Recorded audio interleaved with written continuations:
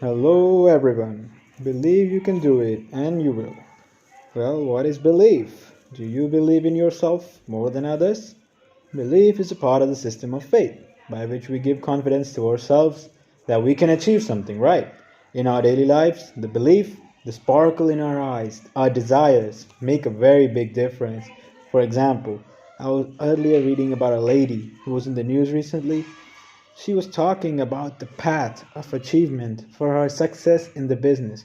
What's a business? It was about a trailer rental service. Well, a trailer rental service is a quite expensive business, to be honest. So, when she started her business, she said that she only had 1 lakh rupees. So, isn't that demotivating? Yes, it is.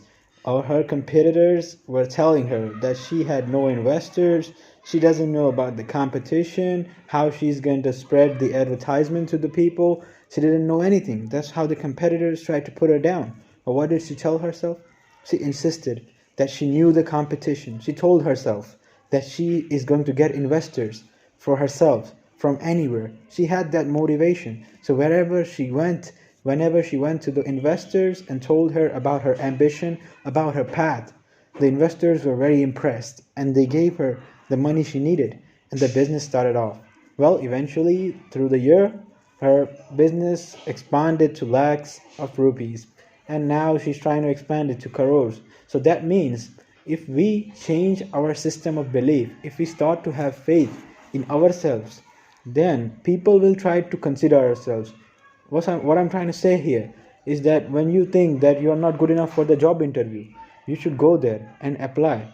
The job interview taking person will try to take you in consideration, seeing your ambition only, even though you might be less qualified than the other person. But if your confidence level is on another level, then they will try to consider you better than the other person. To be more clear with what I'm trying to explain here, I'll give you another example. Suppose a bridge is being built by the government.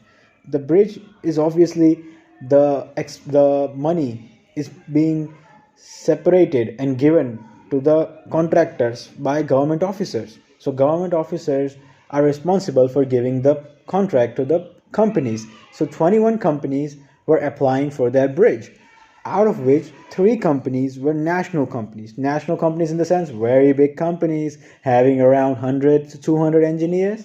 So they can easily bring up the project file and submit it very quickly. But the rest of the 18 companies were small companies, out of which most of these companies had only 2 to 3 engineers. So it would take a longer time for to make the project file. And the bridge being built was quite big. So out of the 18 small companies, 17 of them decided not to submit the project file. Why? Because the project seemed too big for them. And the 18th company, which was also a small company, they decided that even though they have 3 engineers, they're going to start the project file very quickly and submit it. So the 18th company decided to submit it and they submitted the project file. So when the government officer was reviewing the project files for the 18th company and the rest of the 3 multinational or national companies, they decided that they are going to give the contract to the 18th small company. Why? Because they all the people at a higher posting, they know how they reach their position. They know that they have also struggled to the same nature. So when you would apply in such a position, they would consider your request. But for that, you have to give some initiative. You have to give some efforts. You have to show them that you have ambition, you have courage, you have confidence that you want to work for that particular project, right? So that's what the company showed by 3 engineers. That's ridiculous, right? So what did they show here? They said, like, suppose in a competition there are ideals. When you mean the ideals, by ideals, we mean some other businessmen that are great. We would think of them as ideal.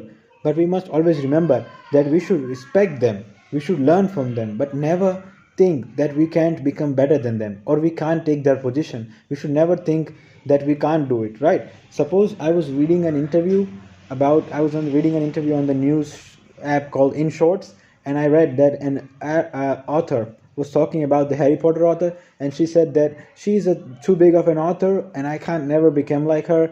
So that's some kind of thought. Like she said, I can never become like her. So you are already telling yourself in front of the whole world that you can't do it, right?